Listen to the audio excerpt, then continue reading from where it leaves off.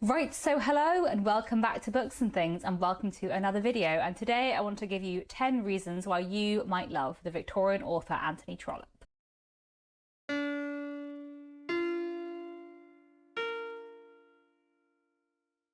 So welcome to the first video in a new series that I'm going to call Trollope Thursday. I have just finished reading all of Anthony Trollope's novels, which is pretty exciting. So I thought that over the next however many weeks, I would make a video every Thursday about Anthony Trollope. I think this will probably last like 2.5 months, and then maybe in like 6 months' time, I'll think of another topic and add another video to this playlist and to this series. And my hope is that this video series will be, you know, fun and interesting for people who already watch my channel, but also will be a sort of useful resource to have online for people who are getting into the works of Anthony Trollope and want to know where to start with him or where to go next with him, or, you know, which the best of Anthony Trollope's novels are, because he wrote 47 novels, which is quite a lot, so it can be quite overwhelming sort of going into his work. To begin with, if you don't know who I am, because as I said, I'm hoping this will be a useful resource for people who don't frequent my channel that often as well. I'm Katie, I'm a booktuber, I'm also an author, I write historical fiction set in the Victorian period, and I also love Victorian literature and read a lot of Victorian literature. And if you don't know who Anthony Trollope is, he is this man. He was a Victorian author. He was born in 1815. In fact, on the 24th of April 1815, which means, I think, if I've timed this correctly, tomorrow will be his birthday. And then he died in 1882. And he was a very successful novelist during his lifetime. He was also a civil servant working for the post office. And he is not only responsible for many of the best novels of the Victorian period, in my opinion, but he's also responsible for the widespread introduction of the pillar box, post box to the UK, which is pretty cool. Anthony Trollope is, I think I'm gonna declare today, my joint favourite novelist with Charles Dickens, which feels like a wild statement for me as someone who has declared Charles Dickens to be my favourite author since I was about 14 years old. But I think now that I have read all 47 of Anthony Trollope's novels and loved, you know, so many of them so much, I think it's probably fair to say that I do love Anthony Trollope as much as I love Charles Dickens. Maybe I'll change my mind about that in a few weeks / next time I read a work by Charles Dickens, but I love Anthony Trollope a lot. He's one of my absolute favourite authors. So today I thought I would give you 10 reasons why you might love Anthony Trollope. So this is sort of a reasons why I love Anthony Trollope video, but I wanted to reframe it slightly and talk not just about the things I like about Anthony Trollope, but about like the reasons why I recommend him as an author and why I think he's an author really worth trying. I also have sort of fed into this video reasons why other people love Anthony Trollope as an author. So over the past couple of months, I have run a survey asking people for their opinions on Anthony Trollope. And I asked people, you know, what their favourite Anthony Trollope book was, or where they would say was a good place to start with Anthony Trollope. And that survey has been so useful and so interesting, and it will influence lots of my videos over the next few weeks. I didn't specifically ask, like, why do you like Anthony Trollope, but I did have a, like, any other thoughts about Anthony Trollope box, and a lot of people left me comments talking about why they love Anthony Trollope, so I've sort of incorporated some of those comments into this list as well. I also just wanted to say while I'm here, like, I'm so grateful to everyone who filled out that survey. I think I got 231 responses, which is about 200 more responses than I was expecting, and I'm really, yeah, thrilled with all of the answers I got. It's really, really interesting and will definitely influence a lot of my videos, so thank you very much to everyone who replied. That's been a very long introduction to this video / this series. Let me get into the 10 reasons why you might love Anthony Trollope. So reason number 1 is that Anthony Trollope is a very accessible Victorian writer. I think his writing is just very easy to read in comparison to a lot of other Victorian books. He has very sort of straightforward sentences and sentence structure. He has very engaging and accessible writing. He's just like a very easy author to read, I find. Like, much easier to read, for example, than an author like Charles Dickens or George Eliot. He has quite a variety in novel length, so some of his books are very long, but some of them are very short, and his writing is very clear and precise and just easy to read. He has a lot of dialogue as well, which I think helps make his books more accessible. And in general, I just think that if you pick up an Anthony Trollope book, you're much more likely to find it easy to follow than if you pick up a Dickens book. I think especially if you're just getting into Victorian literature, Anthony Trollope is a great author to try because he's just very accessible in a way that not all Victorian authors are. I love Charles Dickens, I love his writing style, but it's quite wild. Charles Dickens likes to do strange things with sentences and imagery, and Anthony Trollope doesn't. His writing is just quite straightforward, and I think think that means he's a very accessible Victorian author to try. I actually think Anthony Trollope is a much easier starter Victorian author than a lot of much more famous Victorian authors that people are more likely to start with. So I really do recommend his work because I do think it's very, very accessible. The second reason why you might love Anthony Trollope is his characterization. Anthony Trollope writes really fantastic, flawed, real, complex human characters. Someone in my Anthony Trollope survey said, I really enjoy his villainous characters. They feel very human. And I wanted to quote a couple of other replies as well. His characters seem so human, neither entirely good or bad. Nobody is a single-dimensional villain. He is so compassionate towards all his characters. Anthony Trollope's villains, but also just all his characters, are so human and so rich and complex. Even the characters in Anthony Trollope that I hate, I really understand. And I think that's a really lovely, fascinating aspect of his books. One of his novels is called Can You Forgive Her? And I feel like that's a really good Anthony Trollope title for summing up a lot of his work, because I feel like so many of his novels are showing you a really flawed but well-meaning character who is trying and failing at life, and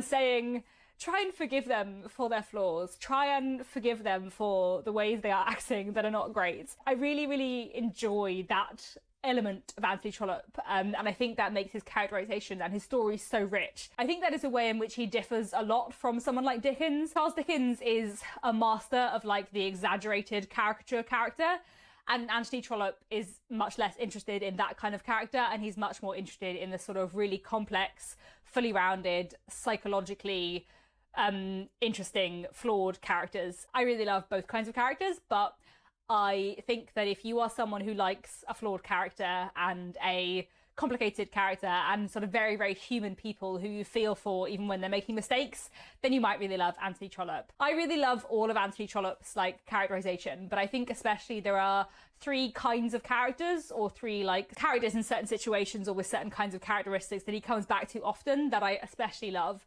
So one is the older character who is cold to all outside appearances, but actually has a soft heart.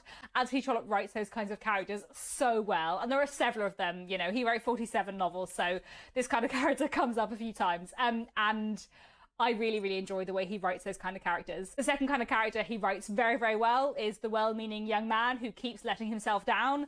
There are many of these in Anthony Trollope's books. They're all quite different, but there is this sort of common ground between them. Then the other sort of person I really enjoy in Anthony Trollope's work is the young woman who stands by her word, sticks to her guns, is stubborn and brave, and there are quite a few of these in Anthony Trollope too. Again, all quite different, but they do have this sort of thing in common, and I really enjoy how he writes the stubborn young woman who knows what she wants and knows who she cares about and won't let people dictate to her what she should think and feel. I really enjoy that very much. I love his characterization. Leading on from that, one thing that I really love in Anthony Trollope and that you might enjoy in Anthony Trollope is that in his characters and his plots, he is what I would describe as an optimistic realist. He's much more of a realist than Victorian authors like Charles Dickens or Wilkie Collins. There's very little melodrama in Anthony Trollope, I would say. But at the same time, his books are not all doom and gloom. And I think his books have a lot more optimism in than Victorian authors like Thomas Hardy or George Eliot. I find his books to be both realistic and, for the most part, optimistic. He is trying to write about realistic people in realistic situations, and that means he brings a lot of subtlety and nuance to his stories and his characters. And for me, that makes the emotional engagement always really, really high. I never find Anthony Trollope overly sentimental or overly melodramatic. I just find his books really realistic, but also optimistic. And that is really nice, I think. The fourth reason why you might love Anthony Trollope, and one of the main reasons I would say that people love Anthony Trollope, is the comfort and joy of his work. It's a bit hard to explain what I mean, but there's something just incredibly comforting about an Anthony Trollope novel. And I think that is one of the real rewards of getting into his work, is just the comfort and joy that is to be found in his books. I'm going to read out some of the comments that people left on my Anthony Trollope survey talking about this, because I think they're really good examples of the ways in which Anthony Trollope brings a lot of comfort. Every time I read one of his books, it feels like meeting a friend again. His books have given me such comfort and security. Anthony Trollope has become like an old friend. He's like your favourite uncle telling you a story at the end of a busy day. Reading his books is like a long, comforting hug. It's like sitting down with an old friend. It's always a warm-hearted experience reading Anthony Trollope. And I think all of those responses, thank you everyone who contributed, really sum up what is so lovely about reading Anthony Trollope and about getting into Anthony Trollope's work is not that all of his novels are cozy and, you know, that nothing ever bad happens in his books. There is a lot of darkness in his novels, but there's also something about his books that is just really comforting and warm. And I find him a hugely reliable author, by which I mean I both find him reliably good. There are one or two of his 47 books that I don't find as strong as the others, but you know, like in general, nearly every Anthony Trollope is a 4 or 5 star read for me. And like more than half of them I will probably rate 5 stars. I will at some point do a proper ranking video that is coming in the next few weeks. But like in general, I find his books of such reliable quality. And I also find his like stories just very reliable. You know, if I compare Anthony Trollope to an author like Wilkie Collins, Wilkie Collins I find very hit and miss, and there are lots of Wilkie Collins books that I don't really get on with, but there's also lots of Wilkie Collins books where I'm really enjoying it, and then suddenly he just does something like really wild with the plot that I don't understand and I don't like. And I just never find that with Anthony Trollope. I just always find his books really reliably good, and if I'm enjoying it halfway through, I will still be enjoying it at the end. He's not going to throw a curveball that will make me dislike the novel. I just find him a very reliable and a very like comforting author, and there's something very comforting in that reliability. Kind of tied into this, a fifth reason why you might love Anthony Trollope is his storytelling. He is a wonderful storyteller, and he has this narrative voice that really draws you in.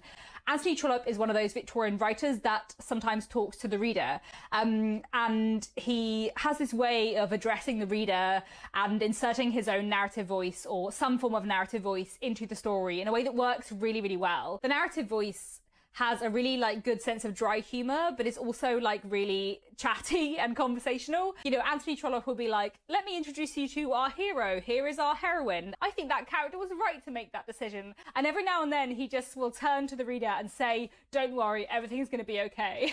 Which I just really, really enjoy. There's something really, really endearing about Anthony Trollope's authorial voice. It's just really charming and sort of really draws you into the story and makes you really emotionally invested. And it's just something that I, and I think a lot of other people too, really love about his books. My next thing to love about Anthony Trollope is his plotting. I find his plotting very, very tense and intriguing and often like quite unconventional. Anthony Trollope is one of those writers who's not afraid to break with the narrative conventions of a Victorian novel, who's not afraid to push the boundaries of what's expected in a Victorian plot. There are so many of his books where at the halfway point, I just don't know if it's going to all end happily or be a tragedy. And I think that's very cleverly done. But a lot of his books are also very, very tense and pacey. Even though he writes, you know, realism and doesn't have the sort of drama precisely of a sensation novelist like Wilkie Collins or Mary Elizabeth Braddon, he does have a lot of really dramatic, pacey plots. And I genuinely like read so many Anthony Trollope books like on the edge of my seat. I generally find his plotting just really, really good. And I think that's another thing to love his books for. My seventh reason why you might love Anthony Trollope is his love stories. They are really, really great. I know that, for example, a lot of people find the love stories in Charles Dickens's works to be lackluster or sometimes a bit problematic. And there are some love stories in Charles Dickens that I do love. The love story in Little Dorrit is great. I love some elements of the love stories in Our Mutual Friend, but you know, I don't think that love stories are necessarily Dickens's strongest point. But Anthony Trollope writes a great love story. His love stories are really marvellous. I'm often very, very invested. He has a great many love triangles or, you know, quartets that are very effective. He has a lot of really great sort of love stories with obstacles, or, you know, a couple who are in love but their family are against their match and you watch them fighting to stay together. I love the way he does that. And he also has a lot of fantastic depictions of unrequited love. Nobody can write unrequited love quite like Anthony Trollope. I think his stories of unrequited love are just amazing. And whenever I come across a bit of unrequited love in Anthony Trollope's books, I just love it so much. I think he does it perfectly.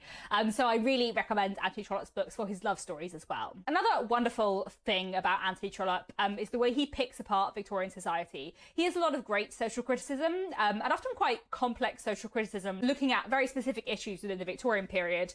He is not afraid to explore complex social issues, and he's also not afraid to look at like the messiness of marriage and the complication of legal matters to do with illegitimacy and inheritance. He also looks at politics and church politics with a critical but like mostly fair examination as well. I always find it interesting when Anthony Trollope looks at gender power dynamics, at morality, at money, at class and social mobility and capitalism and respectability, how the Victorian world is changing. His books are very, very Victorian in the sense that they are very much engaging with the Victorian era, but I also do think they are very accessible. I don't think he has like as many references and in-jokes as an author like Charles Dickens. I think his books are easy to read, but they also are very much engaging with the Victorian period and what it was like and how it was changing and the social problems within it. And that's something I find really, really interesting. One thing Anthony Trollope writes a lot about is inheritance and disputed inheritance. I love that. I find his books about disputed inheritance absolutely fascinating, and I think they're also a very good way at looking at like the complexities of family within the Victorian period.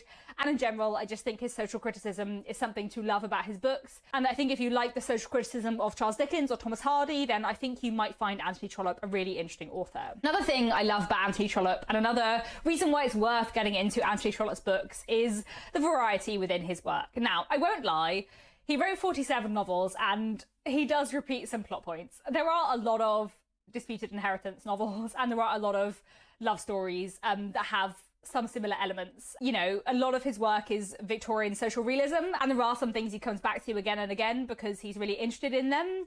But I do actually think there is a massive variety within his work despite that. And having read all 47 of his novels, I have never got bored, not once. You know, as I said, he does have lots of disputed inheritance novels, but he also wrote The Fixed Period, a work of science fiction set in the 1960s about a society that enforces a mandatory age for everyone to die. He also wrote Nina Balakar, a novel set in Prague about a Jewish man and a Christian girl falling in love and fighting their family's prejudices. He also wrote La Vendée, a novel about a counter-revolution that took place in the Vendée following the French Revolution in the 1790s. And he also wrote The Struggles of Brown, Jones and Robinson, which is a short novel about the difficulties of running a small advertising firm in the Victorian period. He also wrote Linda Tressel, this amazing, intense novel about a girl being forced to marry a man she doesn't want to marry, which is so dark and so grueling. There are quite a lot of novels by Anthony Trollope that are what I would call like quintessential Anthony Trollope.